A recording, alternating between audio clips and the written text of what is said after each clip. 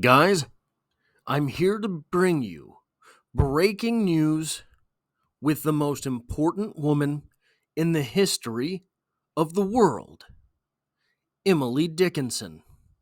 It turns out Emily Dickinson is related to a little known pop star known as Taylor Swift. Now, I joke. Obviously, I joke. I live in Kansas City. Obviously, I know that this is a joke. But apparently, Taylor Swift is related to Emily Dickinson. This is an article from The Guardian. I have not read this article yet, but I have read a couple others. So we will get through this, and then I will share with you why I think this is important. Unironically, important. Actually, seriously, really important. Taylor Swift is related to Emily Dickinson, genealogy company reveals. Ancestry.com, look, and I mean this, as someone who has made probably 100 videos on Emily Dickinson, I am genuine. I would not be making this video if I did not think this could be important. And as a Kansas Citian, I have unique insight into why this could be important. Ancestry.com says singer and poet are sixth cousins, 3 times removed, both descended from a 17th century English immigrant. Taylor Swift is related to the poet Emily Dickinson, according to Ancestry.com, who shared the news in an exclusive report with NBC's Today. On Monday, the genealogy company divulged that Swift and Dickinson both descended from a 17th century immigrant, Swift's 9th great-grandfather and Dickinson's 6th great-grandfather, who was an early settler of Windsor, Connecticut. Here's an irony. Taylor Swift's music, from what I know, not a connoisseur, a lot of it apparently by rumor is about relationships turned sour, right? That's the meme, that's the joke. Emily Dickinson's poetry is all about being alone. So she skipped the dating part. Swift's ancestry apparently remained in Connecticut for 6 generations until her part of the family eventually settled in northwestern Pennsylvania, where they are married into the Swift family line. Dickinson and Swift are 6th cousins 3 times removed. I don't even know what that means. Dickinson, born in 1830 in Amherst, Massachusetts, is regarded as one of the most important figures in American poetry. Dickinson lived as a recluse in her family's home and only published anonymously while she was alive. This is a partial truth. Emily Dickinson is the greatest poet of ever all time. Emily Dickinson did live as a recluse in the attic, dressed in white in her later years. Emily Dickinson did publish anonymously. I think it was 5 poems. This is how many she wrote. So 1,775, 1,777, 1,700, give me a second, 1,775. 1,775 poems, 1,770 of them, ish, went unpublished in her lifetime. Greatest poet of all time. Taylor Swift could roll out of bed, blow her nose, and it would win a Grammy. It would go number 1, right? So these are so dichotomous. It is interesting. Like, this is so weird to think about. These people being so diametrically opposite of one another. Notably, Swift has referenced the poet previously in public comments about her songwriting.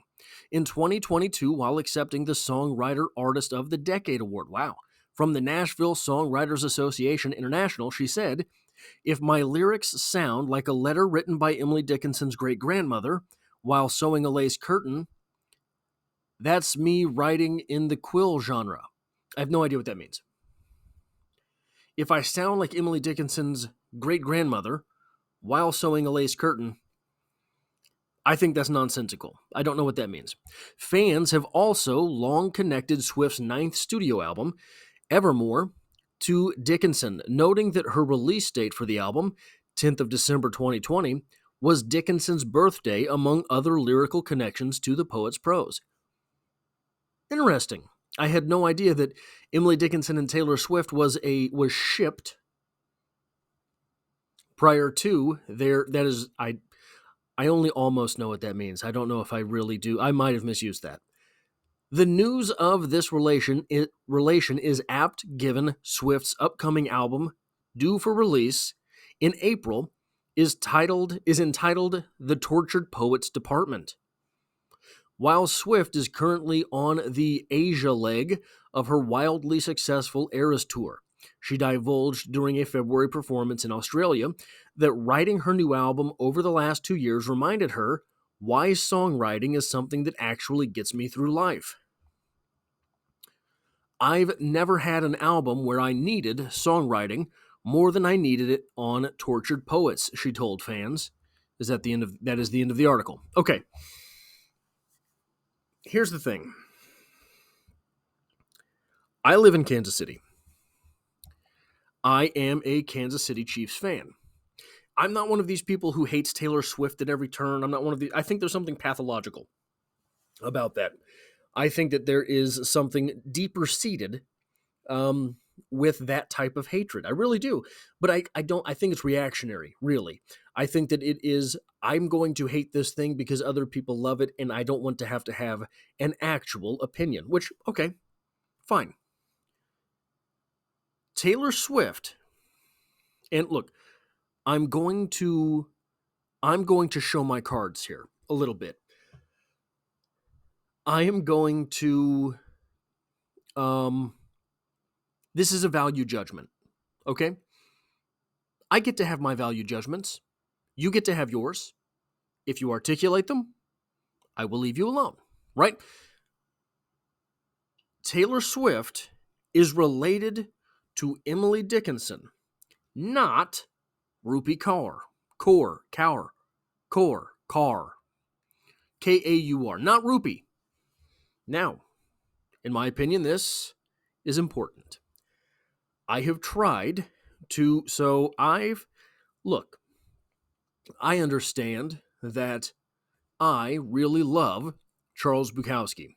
A lot of people look at Charles Bukowski and think that is garbage. I can explain why it is not. I look at Rupi Kaur and think, probably hot trash. I can explain why in my opinions.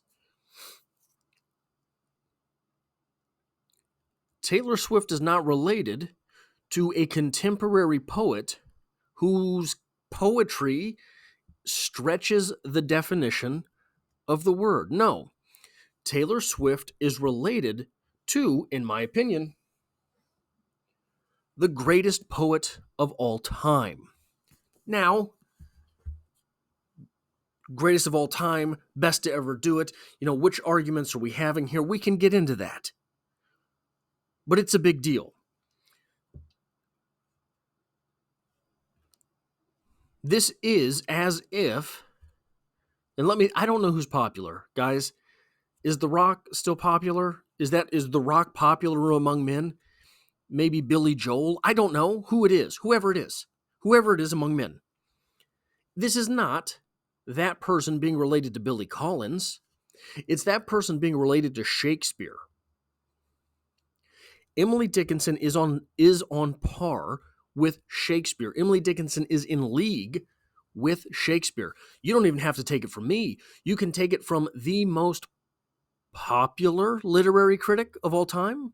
If that's an actual term, it's maybe an irony. It's maybe like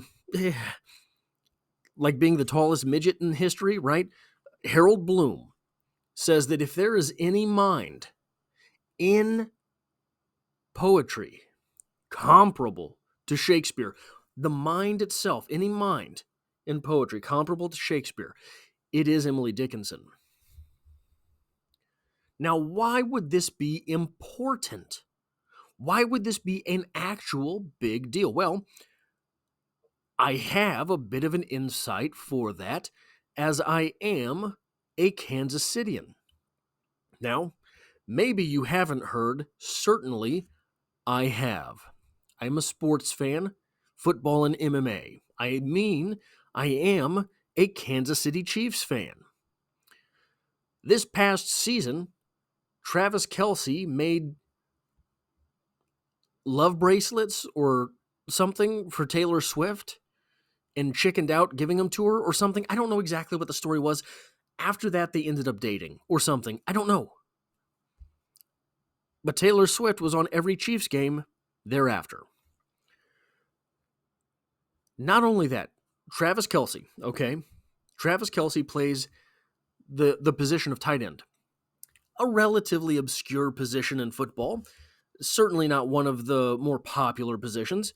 And Travis Kelce, in his own right, is a first ballot Hall of Famer. Okay? All of these things are true. Travis Kelce, from what I understand, last I heard, Travis Kelce's jersey was the highest selling in the NFL this past season. I don't know if a tight end has ever led the NFL in jersey sales. I don't know if a Kansas City player has ever led the NFL in jersey sales. Even Patrick Mahomes, a 2-time NFL MVP, a 3-time Super Bowl MVP, the pinnacle right now of the sport, Patrick Mahomes. I don't know if he has ever led the league in jersey sales. From what I understand, and I could be wrong, Travis Kelce did. The Swift ties, whatever these individuals are, I know nothing about the demographic other than probably women. What age, I don't know. Taylor Swift came to Kansas City, and a street by my place of work was renamed something to do with Taylor Swift. I work overnights, guys. 3:30 in the morning. I happened outside. There was a football field long line of individuals lined up to get a selfie with the street sign that was named after Taylor Swift. This is important because of this. One of my goals is to revolutionize literature. One of my goals is to revolutionize the way that literature is talked about. One of my goals is to revolutionize the way that literature is talked about on YouTube. Those are 3 of my goals. They are nonsensical, really. I have no power to do these things. I set them as goals because I have to have something to dedicate my life to, and I think these would be good things. If Taylor Swift said tomorrow, sent out I don't know if she's on Twitter, I don't know if she's on Instagram, I don't know if she's on Talk Ticker, go buy this book, which I will link below, by the way. If Taylor Swift sent out one message tomorrow, go buy this book, millions of women would be dedicating hours of their lives to reading poetry, to reading literature, to reading one of the greatest poets of all time, if not the greatest poet of all time. Emily Dickinson, to finish an Emily Dickinson poem, to actually read line 1 to fin in an Emily Dickinson poem is in itself a feat of intellectualism. Not in the same way that Shakespeare is. We don't really speak the same language that Shakespeare spoke. We don't even have the same rhymes in our diction that rhymed for William Shakespeare. This, Emily Dickinson, for the most part. Like, I'm going to be real on it. For the most part, this is our language. This is our English. So, there is so much here. There is so much buried in the pages of Emily Dickinson that and look, I don't think this is trivial. The reason I don't think this is trivial is I think that literature, poetry, short stories, novels, literature, is the ultimate in what these things do. I really do. Stephen King said in The Art of Writing, or not The Art of Writing, Stephen King said in On Writing, what writing is telepathy. When I pick this book up and I start reading Emily Dickinson's words, that is telepathy. I am engaged in mental conversation with Emily Dickinson, literally Emily Dickinson. This isn't the same way that when you watch a movie, you're interpreting the words from the writer through the director, through an actor, into these, into that. It's not the same thing. This is one of the greatest minds in all of literature speaking directly to you.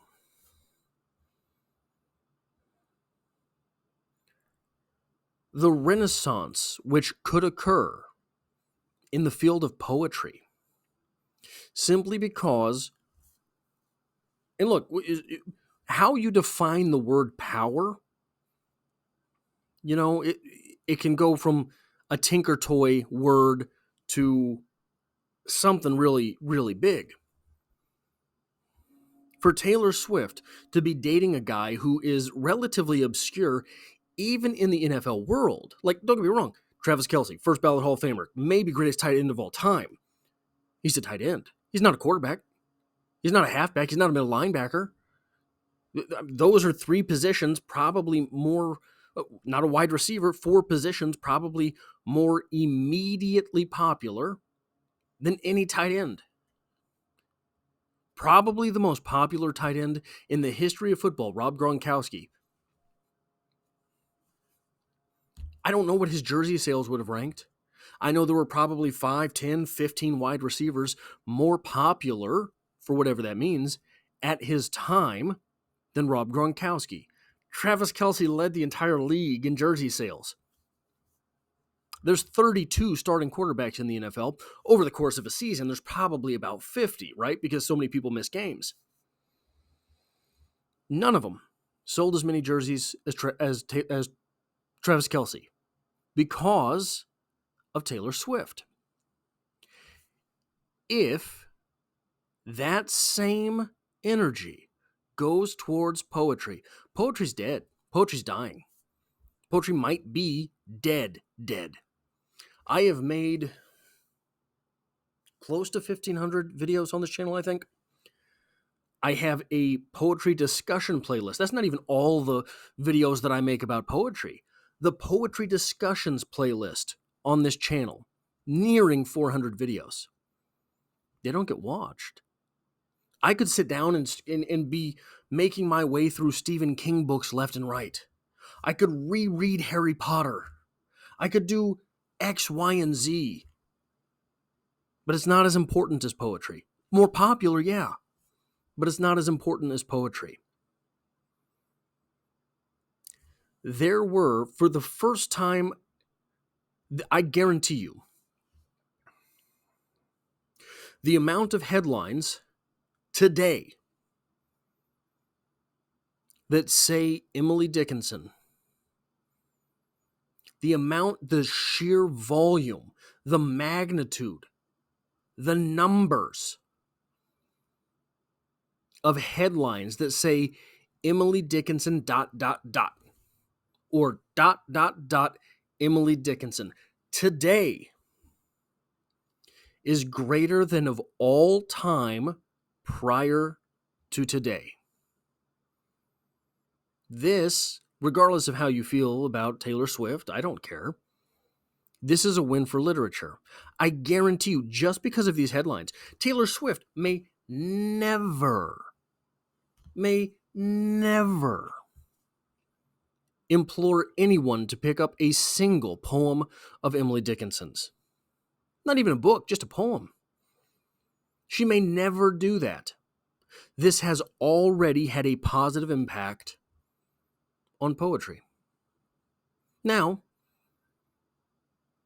this should be celebratory. If the amount of wisdom in this book,